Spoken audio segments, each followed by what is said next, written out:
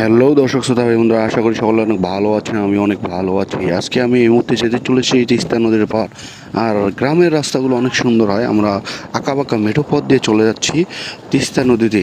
আজকে আমরা যাচ্ছি মূলত 4টা গাড়ি। আর সবাই মূলত আজকে শৈলমারিতে আমরা একত্রিত হয়ে তিস্তা নদীর দিকে আমরা অগ্রসর হচ্ছি। আর সামনে আছে আমাদের কাঙ্ক্ষিত বড় ভাইরা, আর পিছনে রয়েছে আমাদের শ্রদ্ধেয় দাদা শ্রী ধনেশ্বর কুমার রায়।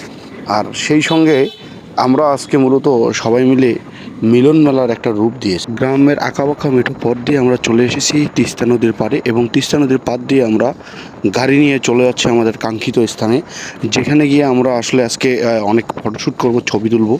এবং তিস্তা নদীর পাড়ে এত সুন্দর পরিবেশ আর এত সুন্দর বাতাস আমাকে মনোমুগ্ধকর করে দেয়।